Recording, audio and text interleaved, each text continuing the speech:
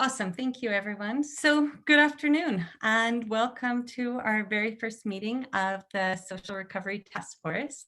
So before we get into the agenda, I think we should start with introductions because I know there are some new faces to myself and we should all get to know who's who in this virtual room that we have. So my name is Kim Krawick. I'm the manager of Cochrane Family and Community Support Services, FCSS, with the town of Cochrane. And I'll also be chairing the task force meetings as well. So maybe what we'll do is I'll just move through the list. And when I call your name, if you don't mind popping your mic on, introduce yourself, who you're with, what agency you're representing. So we will start with Mayor Genung. Hello, everybody. My name's Jeff, Mayor of Cochrane, obviously. Happy everybody is taking the time to join us today and be a part of this task force. I'm looking forward to getting to know those of you I don't a little better and putting some plans together to make recommendations to council on how we can help our community through COVID. Thanks, Jeff. Susan. Hi, everyone. I'm Susan Flowers. Very interested in the social recovery. I'm a member of town council and put my name forward because I'm anxious to help out and see how this is going to unfold. Unprecedented times. Looking forward to working with you all. Thanks, Susan. Terry. Hello, I'm Terry Lauer. I'm with the FCSS and the Family Resource Network. And I too am very excited to be part of this amazing group of people. And I look forward to finding some made in Cochrane solutions to this new normal or new beginning. I like that, new beginning. Natalia.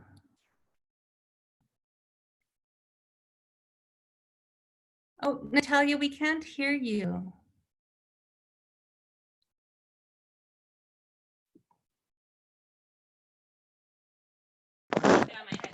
Oh. Does that work a bit better? Yeah. Okay, great. Hi, everyone. So I'm Natalia. I'm with the Rotary Club, and I'm a new member there, but excited to get involved with the community and get to know everyone better. So happy to help. Great, thank you. Shara.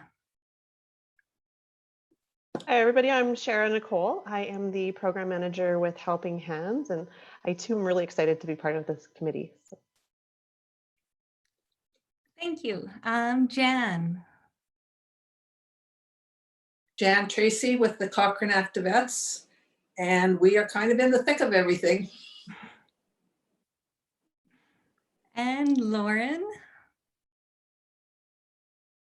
I'm Lauren Delahunt. I'm the Executive Director for Cochrane and Area Victim Services. I guess I too am excited. I like how Terry put that to find a Cochrane way of moving forward. So I'm excited to see what we come up with in this committee. Thanks, Lauren. And Cindy. Hi everyone. I'm Cindy. I'm a board member of the Big Hill Haven Cochrane Women's Shelter. I'm a fairly new member, but I've been a volunteer with them for years since their inception, and very passionate about that, and extremely honored and excited and terrified too as well to the new normal. I don't even know, right? I just feel honored to be part of this group and help move everything forward. Thanks, Cindy. And last but not least, Nicole. Hi, everyone. Nicole Copsis, work for the town of CSS. I'm your recording secretary. You'll be getting lots of emails from me, I'm sure. So, yeah, hello.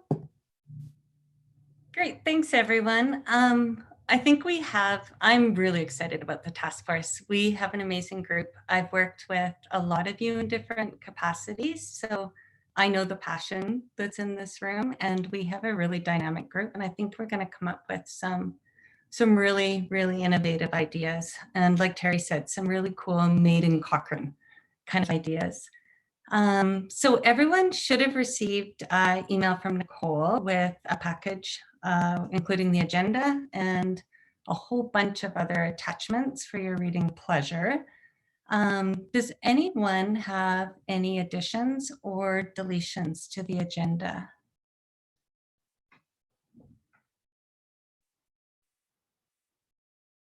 We'll go by shake of head. No. Perfect. Can I get a motion for somebody to approve the agenda? Jan? Do we need to do an all in favor? What the heck? Let's do it. I'm learning all of these processes too, you guys. So because we have, this is our first meeting, we have no previous minutes or old business. We're going to jump right into the new business. And I thought it was really important for us to do just a quick review of the terms of reference that was sent out to you all. I think it's important that we all have a shared understanding of why we're in this room together and kind of what our goals are. And this is a committee that was struck by Mayor and Council. So this kind of outlines what our mission is and what our goals are over the next months as we meet to find some solutions. So I am going to do some reading here. But the purpose of the Social Recovery Task Force is to collaborate with local support agencies and provincial and federal government to create opportunities to support and enhance the well-being, safety, and resilience of Cochrane residents.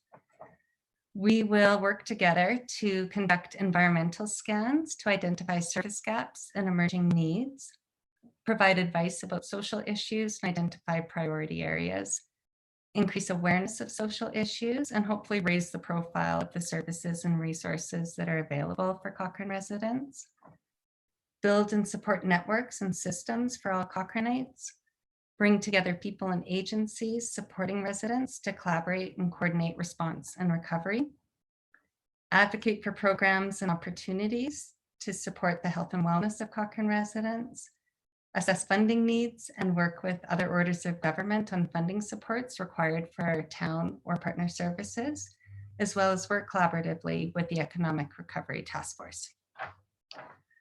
So we have some big goals ahead of us. I'm not sure if everybody's aware, but 2 task forces were formed by council. So one is us looking at the social needs, and there is also an Economic Recovery Task Force as well that is looking at business and the economic needs of our community. So my hope is they are 2 kind of different, but I think they're really intertwined. So our hope is that we can collaborate and work closely together with the Economic Task Force as well. And we do have a bit of a big job ahead of us if we look at our authority and what our goals are over the next little while. But, and I know a lot of work is already happening. Each of us in our respective areas are already doing a ton of this work. But I think one of the main goals of this Social Recovery Task Force is to help us align our goals, help us align our efforts, increase coordination and resources for the community. Oh, perfect. I just got to open the chat here too. Jeff just said that he can provide a link to the Economic Task Force as well, because he's sitting on both. And you have back-to-back meetings, I believe, with the 2 forces, right, Jeff? So does anyone have any questions about the terms of reference or comments before we keep moving? Kim? Yes. I just wondered if the mayor could give us a little update on how the other committee's working. They've had 2 meetings already and we're just getting started, so maybe we could learn something from them already. Sure.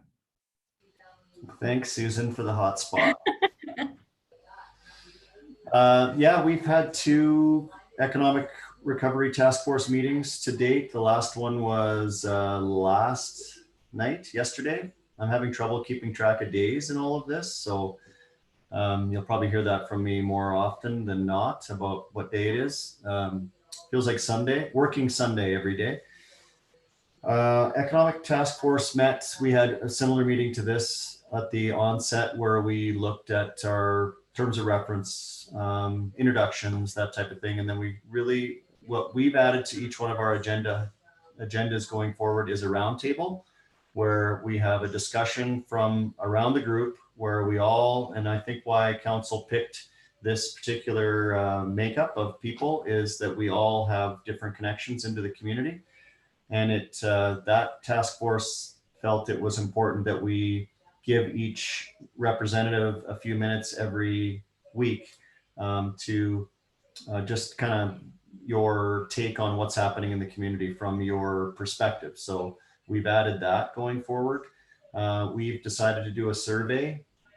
We're going to do a survey of the businesses. So one of the things that I wanted to bring up, and thank you for the opportunity, is that the economic task force is looking at the economics, but it really has a business, mind in mind, and that is like a Cochrane local business, where council at the same time talked about the economics of a household, so a person's ability to pay their bills or their taxes, etc. We felt that really fell into the social recovery task force realm. So there is a real crossover in economics and social approach to this. So that will be one thing I think we need to keep in mind. But I really like the survey idea. So I was going to kind of bring that forward here, that maybe we want to think about doing our own survey if that's what we see fit. But really what we decided as an economic task force is that there's really a limited amount of things that we as a community, town of Cochrane, can do to really help people or businesses economically, whereas the town doesn't have the deep pockets like the provincial government or the federal government. What is it that we can do as a task force? So we kind of went around and looked at that first, and we talked about things like maybe we could do a job fair if it's deemed that there are a lot of people looking for work out of this, or is there something we could do? Is it promote a really beautiful downtown to attract more people to shop in the stores downtown as our approach to this? And those are things that we actually have direct control over. But to say that we're going to pay everybody's taxes, well, that's just not something that we have the ability to do. So we really started to limit and get really pointed in where we were directing our resources from a task force point of view. So I think that's some of the things that we'll probably get into here as well. But that's kind of the update. Happy to answer any questions and then mute my microphone.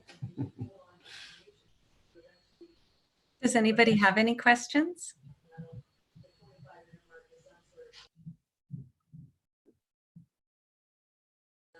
That just means we did a really good job of representing the. You did, yeah. Now you can mute, Jeff.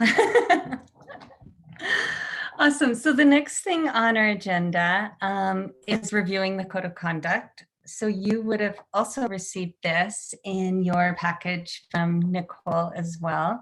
I'm not going to go through the whole entire document. I'm sure you all spent the last week pouring through the information and taking it in and memorizing it line by line. But I just wanted to highlight a few things, as I'm sure being part of a council committee is new for many of you. The task force is legislated by the Municipal Government Act, so which means we have rules to follow and processes that that we have to follow as well. Nicole has been involved in a variety of different committees, so she's going to keep me on track and make sure I'm doing what I'm supposed to be doing as well. According to the MGA, all of our meetings have to be open to the public. So I just wanted to let people know that this meeting is being live streamed, which means that people can be watching it, and it's going to be posted after as well. So just a heads up in case you weren't aware of that. Shara, you look a little surprised. But just a heads up, all of the meetings have to be open to the public, so they will be available online. And finally, the last thing that I want to highlight is that we are here to brainstorm ideas, and we're going to come up with some really, truly amazing ideas I'm confident with. So our job is to provide recommendations. And just because we have these ideas, we have to go through a process as well, where we have to take them forward to council for approval, especially if we're looking for resources. So our job is to come up with the brilliant ideas, but we also have to get them approved by people higher than myself. So just so people are kind of aware of the process and what that looks like. If you haven't got your code of conduct signed and returned to Nicole, if you don't mind giving your autograph on it and getting it to Nicole prior to the next meeting, we would appreciate that. Is there any questions about code of conduct? Live streaming? Yes, Susan. Regarding the live streaming, would we know if somebody was listening in? Like, does it pop up? Or I'm used to the minutes going online, but I'm not used to people listening to the whole committee meeting. Nicole, can you answer that question? Nothing will pop up saying that somebody's watching, but we can double check and have a look online. I just had pulled it up not that long ago and nobody was watching yet. So, but I will keep an eye on it and I can let everybody know if somebody is watching. Once news hits the street about what's going down in these committee meetings, I'm pretty confident we're going to have a following, you guys. Do you have a comment, Jack? Yeah, just in that regards, I mean, it's all of the council committees are public, which means that generally they would be held at the ranch house in a meeting room. And generally the way they work is that if a member of the public wants to join and just sit in the gallery and listen, they could.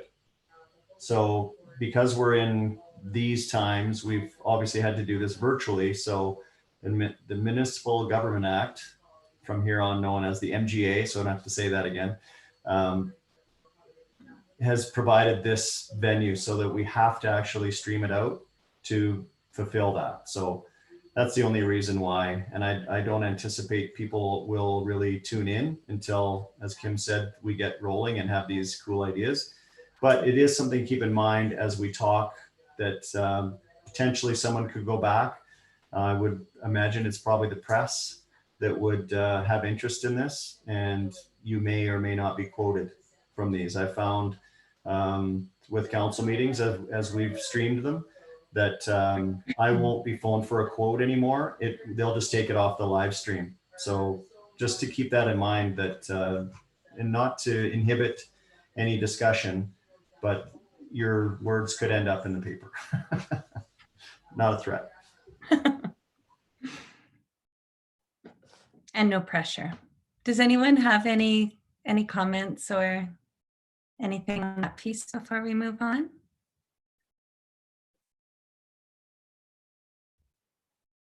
All right, not seeing any. So we are going to move into the actual fun part of the agenda, and probably the reason that most of you are interested in being on the task force. So we're going to move into a roundtable discussion. And I think the best place to start is probably for us to go around the room, maybe highlight some of the needs that we're seeing. We're each coming from a different place, and we'll have a different perspective on what's currently happening in the community with our residents. Maybe share how you are responding to some of the needs, so we also know what's happening and some of the assets that exist in the community. And if you have any ideas on what can we do as a task force, maybe, and we'll just go around and pretty informal, but this will help give us all an understanding of what social issues our residents are currently facing, what's being done, and help us to identify some of those gaps and maybe direct our work moving forward. So I won't pick on people. Does anybody want to, by just waving your hand, want to start off? If not, I'm happy to go around the room and pick on people too. Lauren took one for the team. Thanks, Lauren. One for the team. So with victim services, we get a lot of our referrals from the RCMP. And I think when everything is sort of functioning regularly, then we see more outside referrals.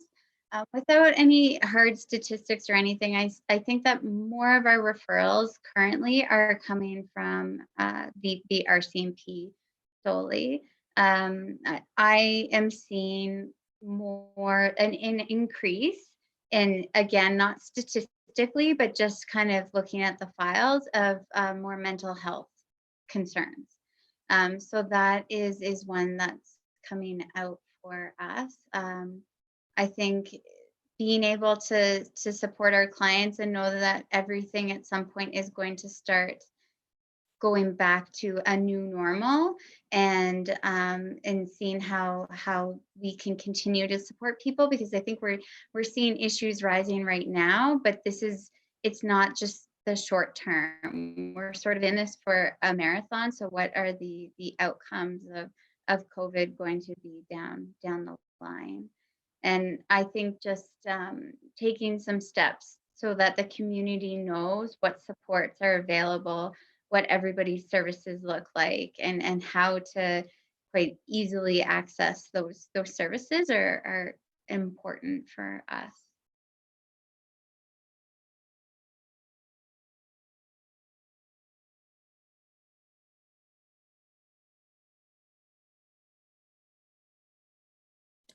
I was muted. Thanks, Lauren. Anybody else want to jump in?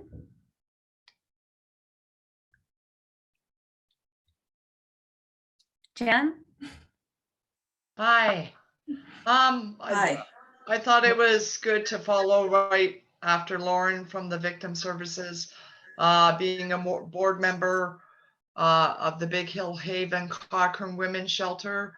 Even though we don't have a complete shelter, we do set women and their families up in the hotel. We just put a family up in the seminary. What we are seeing, and I also work at the Calgary Drop-In Center as well with the vulnerable population. So I kind of see both sides of the spectrum. We are seeing an increase in the domestic violence, as I'm sure we've all heard with all the tragic news stories, and our fear of that increasing in the isolation is tenfold. It has been quiet on the home front. We do have an intense care worker, outreach worker, directing, counseling, adding support. There's a peer support group, and placement, everything involved with the domestic violence. And we are expecting a increase. Like I said, right now it's really quiet, but we feel that that's because the abusers are taking the phones away, taking the lines of communication away from the women and the children. And I'm about to launch, or we as a collective group are about to launch a cell phone drop. We're going to collect cell phones, use cell phones, that, and Jackie from Cochrane Flooring, that's going to be one of the drop zones for women to be able to come and pick up a cell phone where they can dial 911 in an extreme case, right?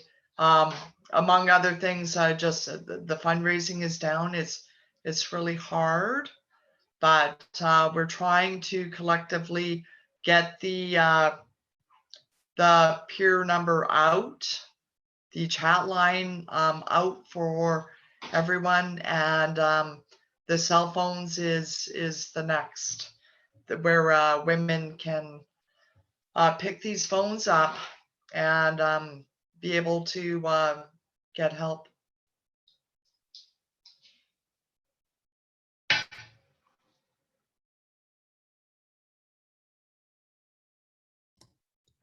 Thanks, Cindy.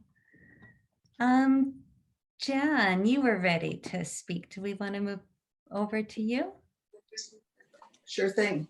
So the assets that the Cochrane Active Vets have are a very well-stocked and very well-funded food bank. We are supporting the blood donor clinic still.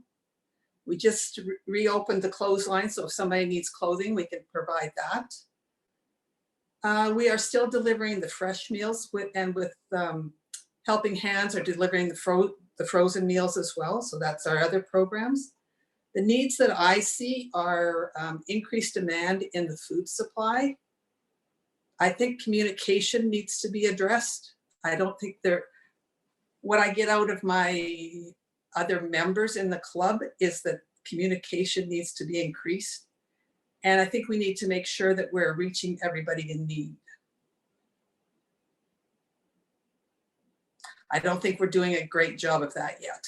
And I'm hopeful that this social recovery task force is the way to make that happen.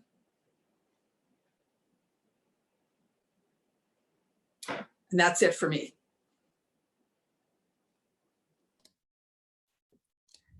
Jen, do you have ideas about communication and how we do increase communication, or how do we reach the people that we may not be reaching? I haven't got to that part yet. I was just jotting down ideas of what you asked for, assets and needs. So that's where I was going.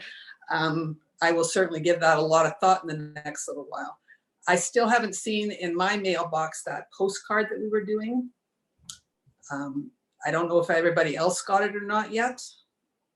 Yeah. Maybe I'm just slow because I live out in the country. Oh, it might take a little bit longer to get to the rural, maybe. Sometimes it does, but I'm hopeful that that's one method. We are actually calling people and asking them if they need food now. And that's kind of not the way that I thought it would work. I thought that people would be calling us, but it doesn't seem to be doing that. I don't know whether there's an embarrassment about calling for food or what it is, but there's something there that's stopping people from asking.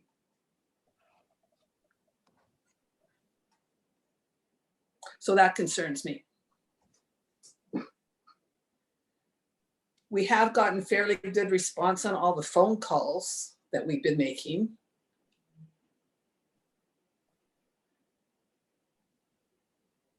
Thanks, Jen. We'll put some of those things that you identified over into actions that we need to address, the communication and reaching people in need. Who wants to jump in next? Susan. Hi again. I just wanted to really agree with the communication aspect.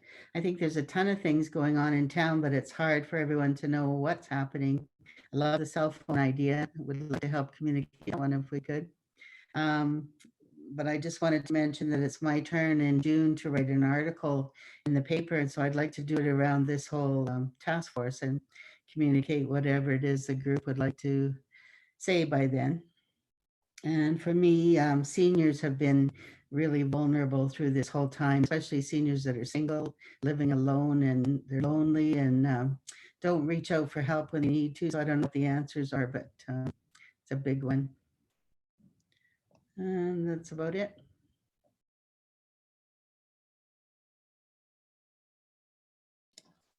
Thanks, Susan. We're seeing that isolation piece big time through, and seniors through our organization for sure. Natalia, were you waving your hand? Yes, I was. I can go next if you'd like.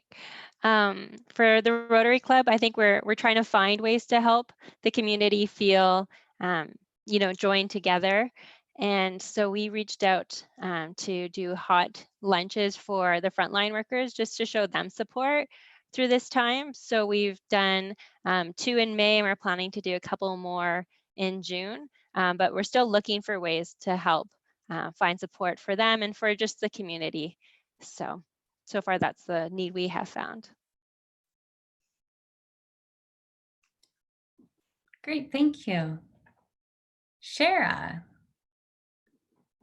So just kind of echoing off of Susan's concerns with the isolated seniors, we have been working through calling our seniors that we have as clients and working with some of the other organizations to work through calling people, but we are, as Helping Hands, working towards increasing our protocols and procedures to go back into visiting our isolated seniors. The grocery shopping became a real issue as our vulnerable clients were at home and unable to get their groceries, but also were not familiar with online ordering or having the devices to access that. And with Helping Hands not having the availability to exchange finances, that became a real roadblock for a lot of our clients. Mental health and isolation, again, big issues. And one thing we're seeing, because we have so many volunteers that have been offering to help, we can't get RCMP vulnerable sector clearance checks done. So that's kind of causing some roadblocks for us going forward as well, because they are going to vulnerable individuals' homes, either to drop off groceries, to visit, to wherever we're going to go as things open up and change. We kind of are getting some roadblocks with that.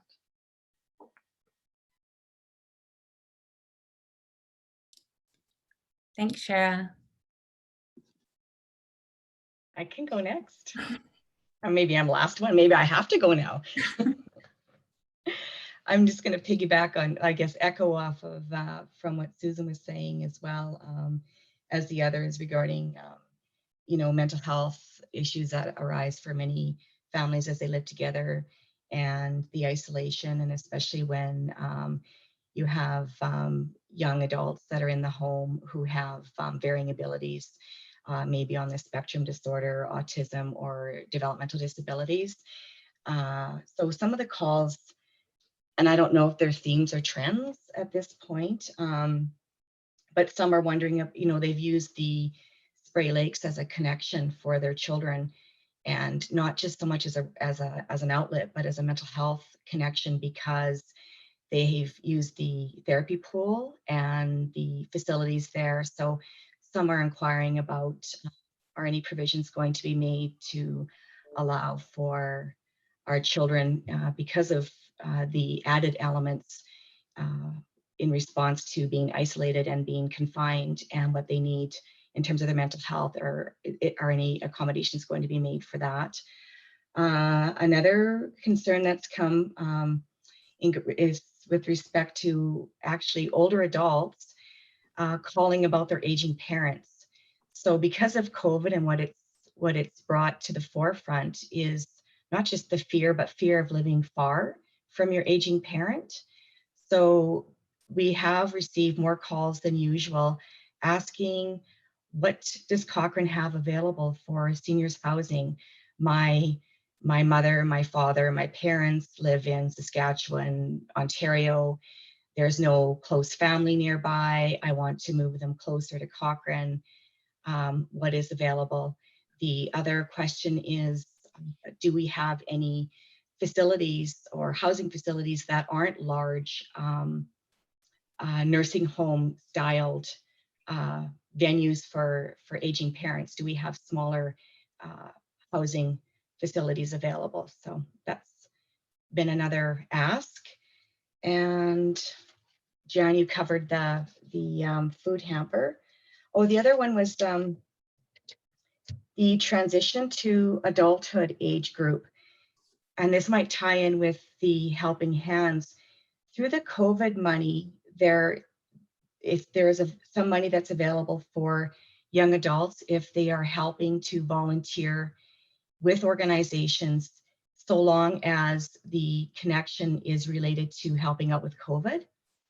And I've had a couple of calls from parents wanting to know if their young adult has any opportunities to assist within the Cochrane volunteer organizations. Many of them are students who are after finishing first year university, and so they want to get connected to something that's a little more meaningful because they're collecting some COVID funds, but they can't find work. And so they were looking for referrals for groups where they can participate. And that's pretty much what I've got for now. Thanks, Terry.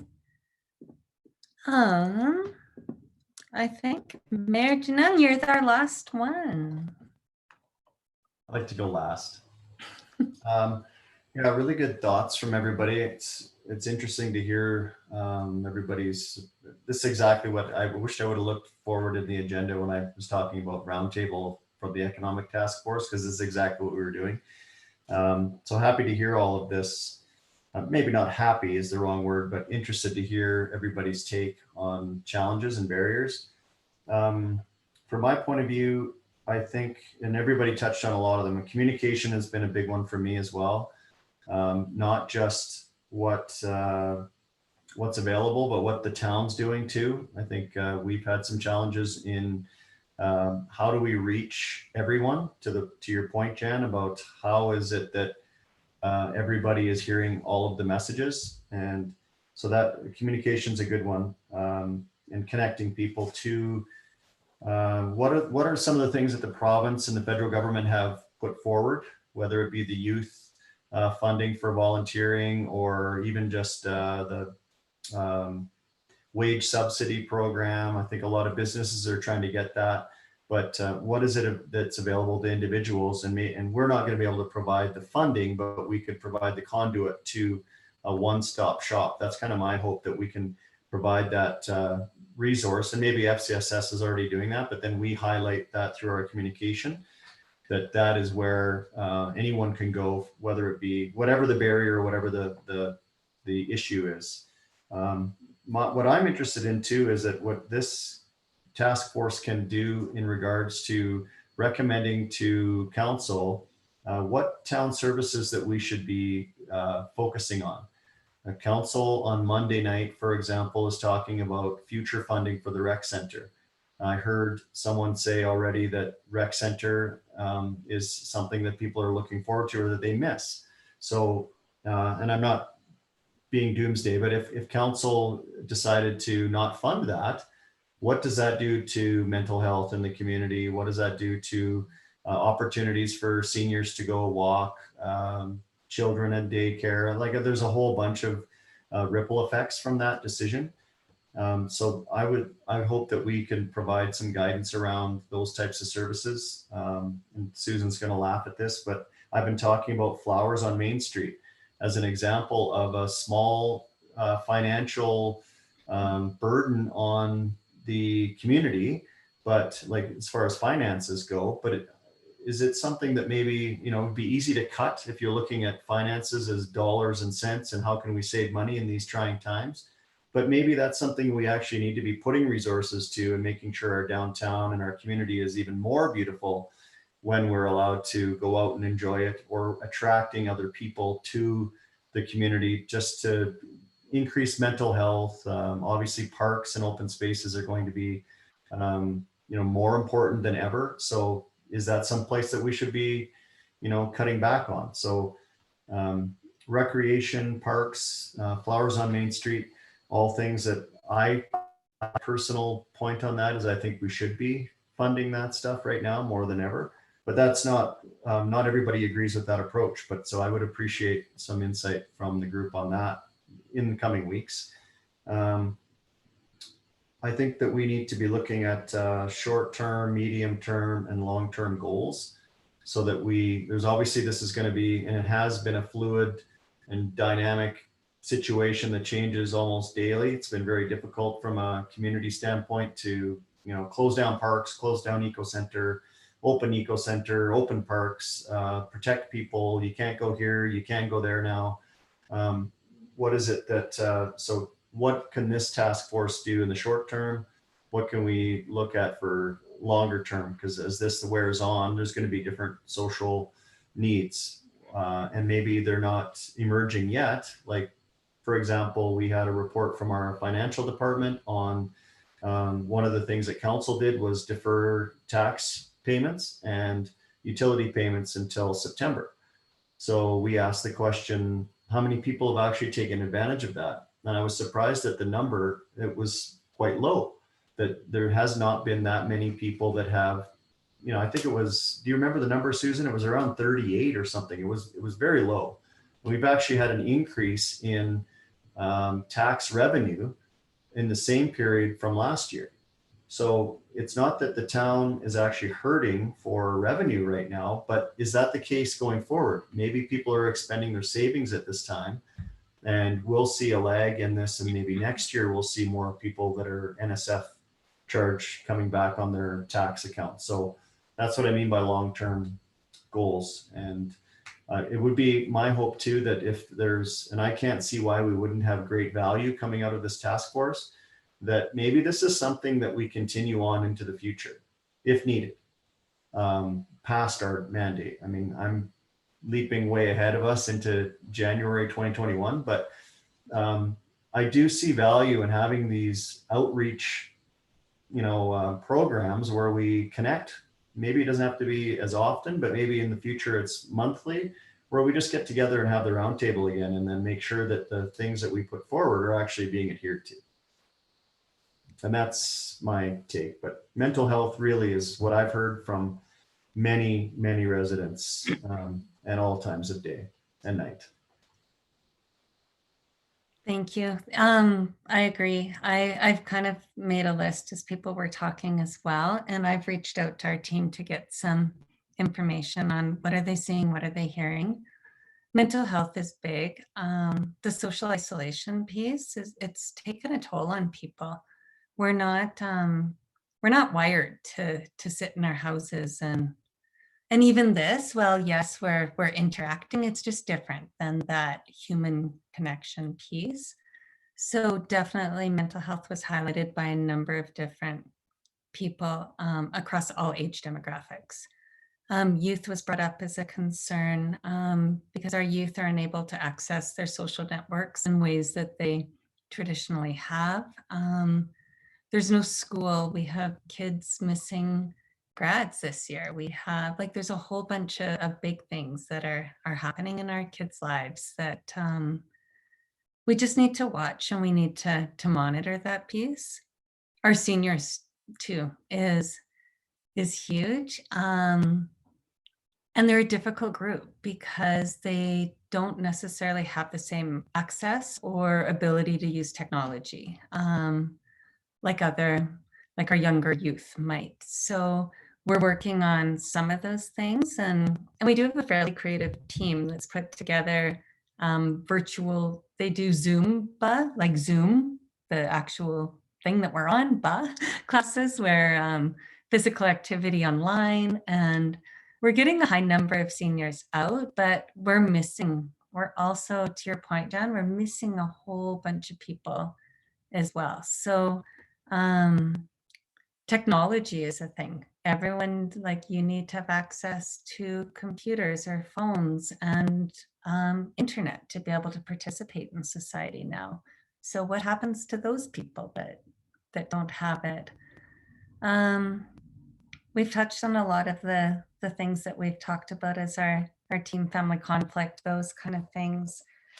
Our FCSS team brought out a few things today from a bit of a different lens, but around our social organizations as well, and some of the things that are happening with them. We did receive word that Welcome Wagon will be closing their doors.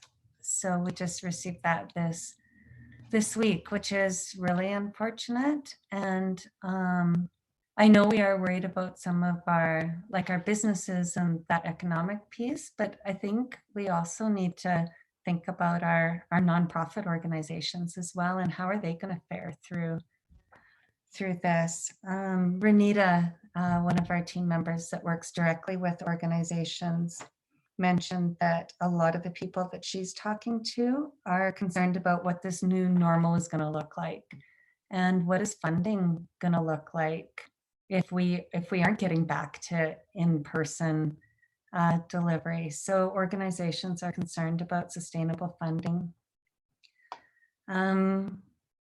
Community associations were brought up as well by one of our members, that it is a struggle to keep communities engaged in neighborhoods in this format, and also concerns about nonprofit organizations in terms of AGMs and making sure that they're following what they need to be following to keep their status, because most of our AGMs were all canceled back in March and April, because none of us, we didn't know how to use technology, myself included.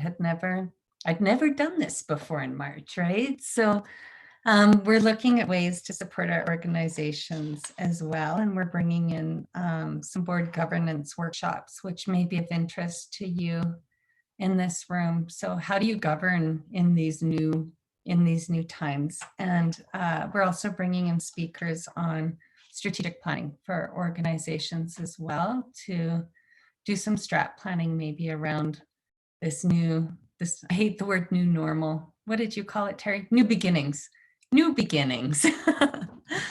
But we're looking at all those things, but I do think this group as well needs to keep in mind social organizations as well as our residents. And I don't quite know what that looks like, but just thought I'd bring it up to keep on our radar. Does anyone else? Oh, I'm still getting used to this unmute, put your hand up, find a face thing. It's all new, moving screen. I think like we really don't know what the fallout is at this point. So, you know, because there has been so much provincial and federal support, and that's ongoing for the next few months.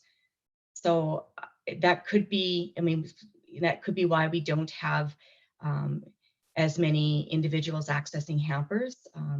They could be being supported by those funds that are available to them through COVID. That's one possibility, but there's so many variations in all of it. So I think that there's lots yet to see, and I don't know if we're going to see the full impact until some of these supports are no longer available, or if they're available in less formats than they currently are. yeah, I absolutely agree. We've been having a lot of these conversations, and we've been talking to different communities, and a lot of communities supports aren't being accessed hugely in the communities that I've been in contact with. And I do think this is the calm before the storm, and the funding that people are able to access right now is sustaining them, but this probably won't last forever, and we are going to see that fallout. So I think it's a bit of a difficult spot, because we can sit and identify what the needs are today, but I think they're going to shift, and they're going to change, and they're going to be dynamic. And what they are 1 month from now is probably going to look very different than today. And what they are 3 months from now is going to look vastly different than where we are today as well. Jeff, you brought up the idea of a survey. That's been one of the things top of mind for myself and for our team as well. And I think we need to figure out how we do that, and how do we get people to anticipate what those, it has to almost be an anticipation of what your needs are going to be moving forward. And how do we ask some of those questions so we can, I guess, try to get a handle on what those future needs are going to be, to allow us to do some of that planning and get things in place. Go ahead. Yeah, what we talked about at the Economic Recovery Task Force, exact same thing. Like, we don't know what the future is going to bring.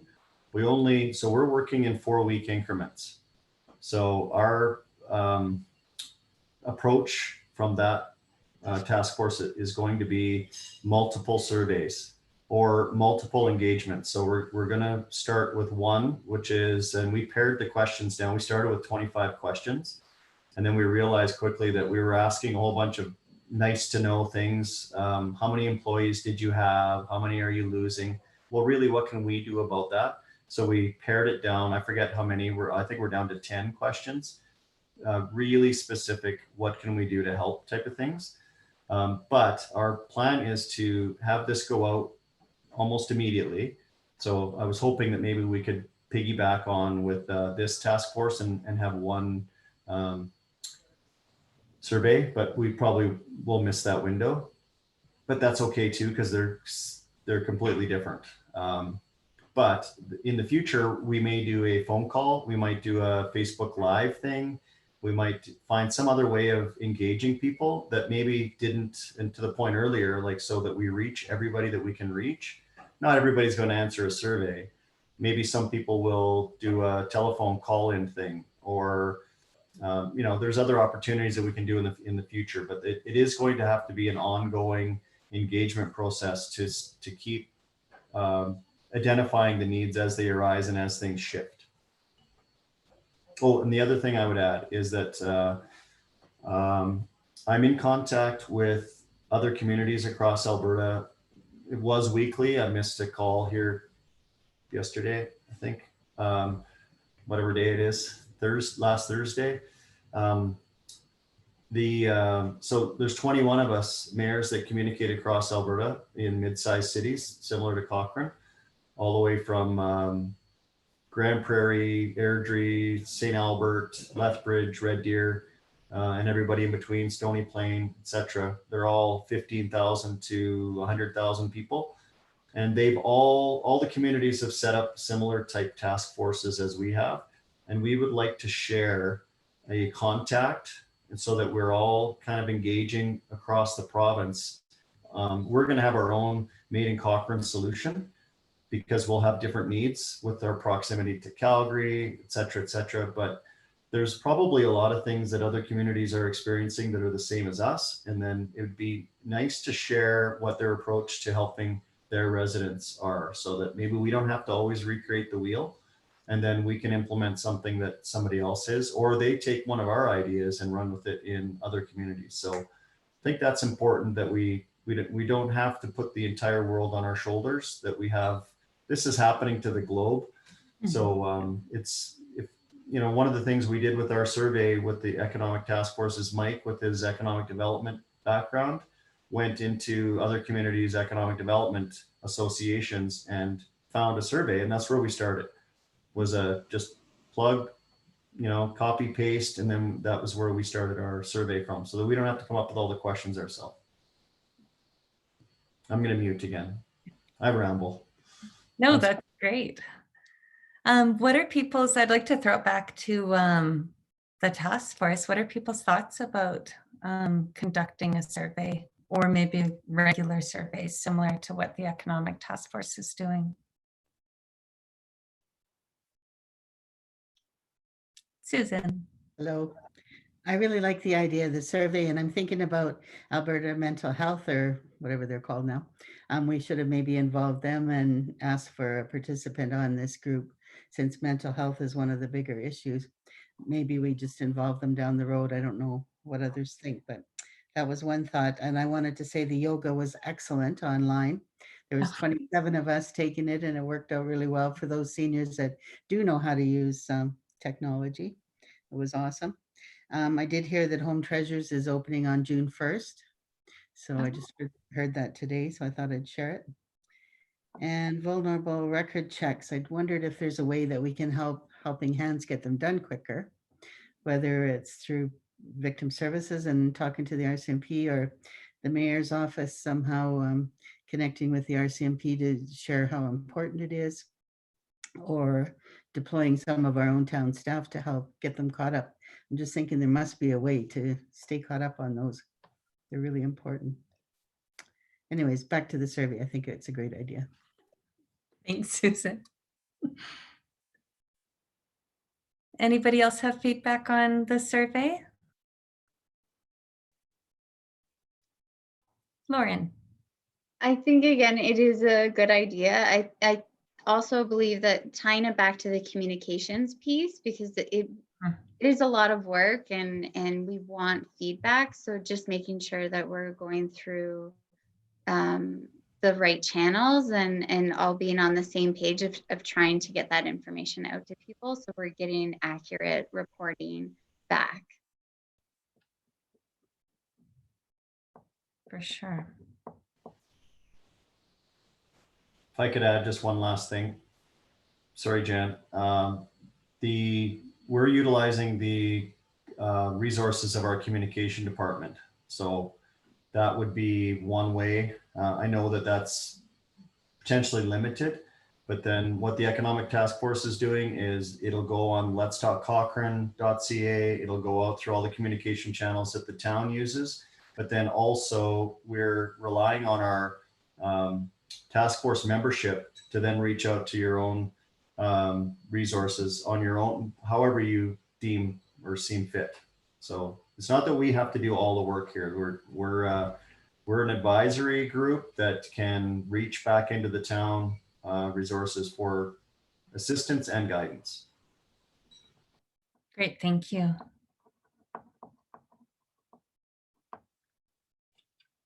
Jan, you were going to jump in. I was. This welcome wagon, is that a permanent closure? That's my understanding. Okay. The other thing that I had is, do we have any feedback yet on the postcard or the website that we put up? Lauren, maybe? I can touch on that. So we've had about 300 new users that have used the app. And is everybody on here familiar with the app Postcard? So I'll go over that. We had sort of gotten together a couple of weeks ago and tried to identify some needs of the community. And one of the things that we were seeing, yes, there. That's our postcard that went out in the mail. So what we were seeing was a lot of people on different groups on Facebook trying to find resources. So Kim approached me and with some FCSS dollars, we were able to put out that postcard to try and filter people to resources. And paired with that, which I probably should have mentioned this in part of the SS, paired with that was the creation of an online website that functions as an app. And so what the app essentially tries to do is connect people with the resources they need. And it's very easy to use. And so you can search for keywords. You can also add resources, so people can go on and add resources on there. So it's something that we're trying to develop and continue to make bigger. I'll put the link in the chat box. But yes, we're trying to filter people and get them into one spot. That being said, then I can still see people on Facebook posing different questions about what's available. So we're trying to use our streams to let people know about the app and get that information out there. But again, it's the communication piece. I think it's challenging and it can be hard to disseminate all that information. But it looks, and I think we've had about over 3,000 different usages of the app. So either people clicking on links, going to different screens. So it is being utilized, and the postcard just went out a couple days ago. So I do feel as though it's a good response, and I'm excited to see where everything's going to go with the app. Thanks, Lauren. And we were also trying to funnel people by giving them at the very front of the postcard was just 2 phone numbers. So FCSS during the day, and then Victim Services started a after-hours crisis number for local support. So we're really trying to drive people to FCSS for that information referral during the daytime, Monday to Friday, and then to Victim Services after hours in the evening. Mm-hmm. Yeah, trying to utilize our volunteers because we have a big volunteer pool, and they're usually on call for the RCMP. Now with everything that's changed, they can't go out on call outs now. So trying to make sure that we're still utilizing those volunteers that are trained and skilled and able to provide the supports to the community. Communication is definitely, well, and I think even pre-COVID, like since the dinosaurs, communication has been the hardest thing that I think any of our agencies deal with all the time, as is how do we reach those that need the help the most? Like that's been a question. I've been with the town for 15, 16 years, and that question, we were asking that question 16 years ago. How do we reach our most vulnerable, and how do we reach those that aren't coming to us asking for help? So definitely tough questions, and hopefully if we can come up with a survey, if that's what we're on board for, that might help bring light to some of our questions. But I guess by show of hands, are people interested in moving forward with a survey in some fashion? Awesome. We have consensus, you guys. That was fantastic. How do we want to go about it? Do you want us to take a look? Like Jeff said, other communities may have something similar, and do some research and come up with some potential questions and bring it back to the group. Is that the preferred way? That would be awesome if we could have it ahead of time and think about it even before the next meeting. Okay. We will do our best, Susan. Like a day. Does that work for everybody? The only thing I would add, Kim, is that one of the things that we focused on with the other task force is that obviously time is of the essence here, right? Mm-hmm. The first thing that everybody wanted to do on the committee was dive in and get all the wordsmithing and everything perfect on this survey. And then we quickly realized that if we spend 3 weeks or 3 months working on a survey, we're missing the mark. Like we really want to help people as soon as we can. So I'm trying to help you and your staff. If you're going to go out and do a whole bunch of research, like it doesn't have to be perfect, like as much as we want it to be as close to perfect as possible, but don't worry yourself too much on bringing back this super polished thing. We're going to beat it up here, I would assume, and then we'll have, probably 2 weeks and it'll be out, right? That's my hope anyways, is that we can actually get moving and get going on this. But it doesn't have to be like I said to the task force last night. I don't really care I'd rather have a spelling mistake and get answers back and start helping people than have a perfect survey and not help anyone. If that's whatever, I hope I'm being clear. You are absolutely, you are going to challenge my perfectionistic tendencies so hard, but we can do that. So yeah, we will take a look and put together something to have ready for the next meeting. And I'm going to intentionally leave a spelling mistake in there just for my own self-work on my own perfectionism. So that we can definitely do. So we have about 20 minutes until the end of the meeting, and there's a couple things left. I wanted to talk about setting up a schedule for regular meetings and throw it out to the task force with how often do you want to get together? Does this day and time work for the majority of you? Have that conversation. I know the Economic Task Force is meeting weekly right now because there's a lot of work to be done in a short period of time. I'm not sure if that works for people to continue doing that for a period of time till we get our feet on the ground. Yes, nods, thumbs up. Perfect. Does this day and time work for people?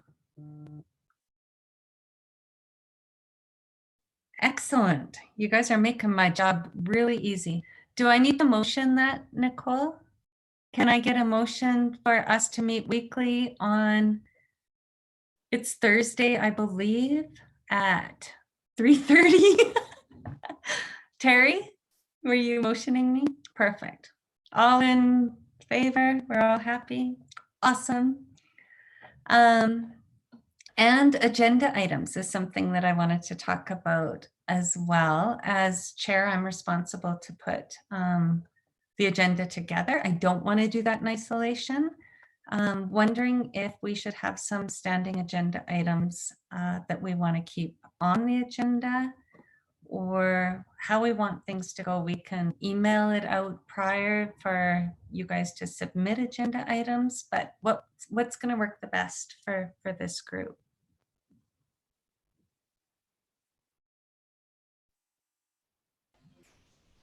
The Economic Task Force, we've kept our agendas really simple. We have the roundtable discussion that I see you have on here. It's the call to order, the agenda, the adoption, all of that. I think we have to follow the council procedural bylaw for that. But if we just had old business, new business, and then emerging items, I think that gives people like a lot of, options for, in room to talk about anything we need to talk about. And my dogs are all barking now. From working from home, right? Yeah, so I would suggest we just keep it simple. And then if someone has something pointed or really specific they want to talk about, then put it on email you in advance so that we can all really think about it before the meeting. But otherwise, I mean, you really have to talk about it, right? Perfect. That sounds good to everybody. And just on the meeting schedule, I can't make next Thursday already. And I don't think you can either, Susan, unless you're going to bail on the meeting that we're in together. But my oath to this group is I will make as many meetings as I can, but just please obviously carry on. And I'm going to schedule them in now for every week, but I won't be here next week. Is there any chance?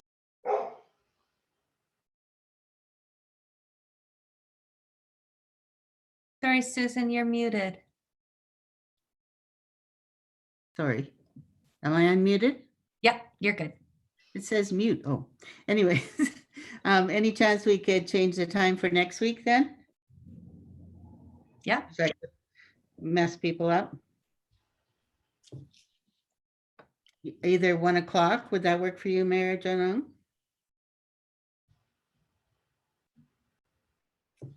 No, that's why I'm saying, I think if you guys try to work in my schedule, it's depressing to look at. I think we just, if you can move next week, it's fine, but I have a Facebook Live thing at 1. I can't do this Thursday either. That's an important meeting that we have on Thursday that I don't want to miss either. I forgot. Sorry. Susan, would you be available if we bumped it up on that Thursday? Sure, I could do it on 1 on Thursday or anytime Friday. Does 1 o'clock work for people if we bumped up next week only, and then we'll look at going back to a later time? Excellent. Thank you. That looks good. Okay. And then I'll just be late, but I'll probably make the last half, so that works.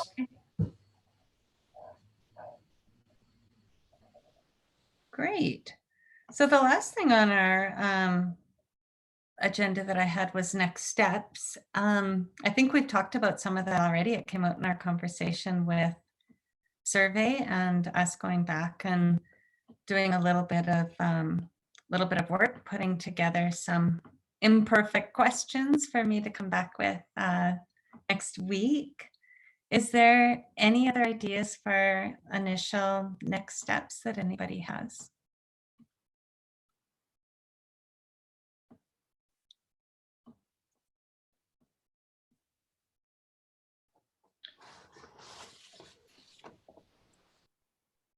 Natalia. Yeah, I was just gonna say, I guess, thinking about communication piece as well, just how we're going to get that survey out Mhm. in different forums or such. So thinking about that as well. Absolutely. I think that's a really important part. Could we invite somebody from communications to one of the follow-up meetings? Maybe not the next one, but the one after, just to make sure that we know all the avenues that the town has? Yeah, I could invite somebody to see if they're available. Shara. Kim, just talking about the communication portion of the survey, I think the gap that we're seeing is those individuals that would typically walk into FCSS for help from either FCSS, the Resource Center, or Helping Hands. So just something for us to think about. And then the other thing was, I liked the idea of working with the RCMP or Victim Services to get a few of our, we don't have a huge lot of police clearance that we need, but just those few that we'd like to push forward. If we could look at that. I will definitely follow up on that. Thanks, Lauren. Jen. The Activettes have some of those same police checks that need to be done as well.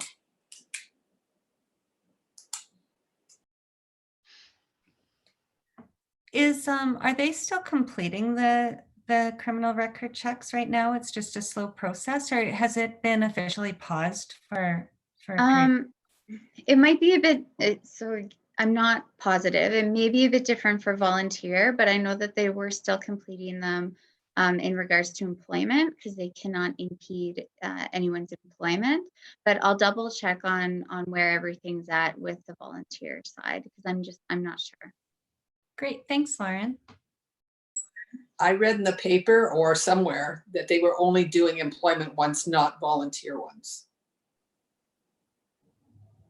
Yeah, okay. That may fall within the procedure. So I'll just check it, because again, we're starting to sort of open everything up, so that policy may be changing, their capacity may be changing. So I'll follow up with the detachment.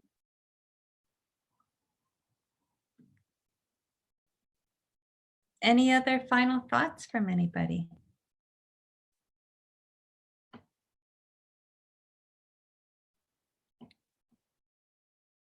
Was everybody super excited to be part of this? Awesome.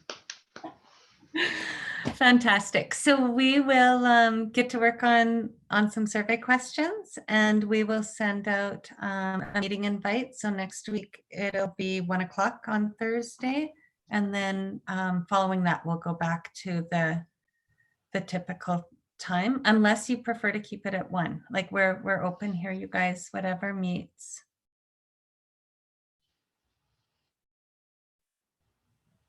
Jeff, 1 o'clock on Thursdays works for me. What time on Thursday? Well, we'll meet at 1 next time. I just didn't know if it's better. Do people prefer 1 o'clock moving forward, or do people like the end of day? Either one for me. Jeff, you're probably our busiest, most meetings. Do you have a preference? No, the Facebook Live things are booked for every Wednesday or Thursday at 1. Okay. But I think we're starting to pare those back a little bit. So 1 o'clock, I usually have a 3:30 meeting with all those mayors on Thursdays, every Thursday. So it's 6 of one, half a dozen of the other. So that's why I say make it fit everybody, and then I'll do my best to be at every meeting. Okay. So let's do a vote. Who would prefer 1 o'clock moving forward? Who would prefer 3:30 moving forward? Makes no difference to me.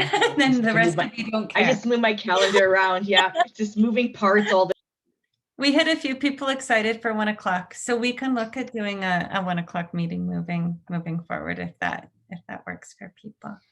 And then we're not conflicting with your mayor call at 3:30 I'm just happy they're doing the day, to be honest with you. Like I've had weeks where it's like Monday, Tuesday, Wednesday, Thursday nights. So this is welcome. Yeah, we actually polled the group and everyone preferred daytime meetings. So Love this group. yeah, we're kind of the greatest. Yeah. Excellent. Well, thank you everybody so much for taking the time. I know everybody's schedules are really busy, and with COVID, things are even extra busy. So thank you so much for joining us, taking the time, providing your input, and I'm really excited. We have a great group, and I think we're going to accomplish some really cool things moving forward. So we'll send out another meeting invite with the link, and I will see you all next week at 1 o'clock. Thanks for all your work on this. You bet. Thanks. Have Bye a good now. week, Bye, everybody. everybody.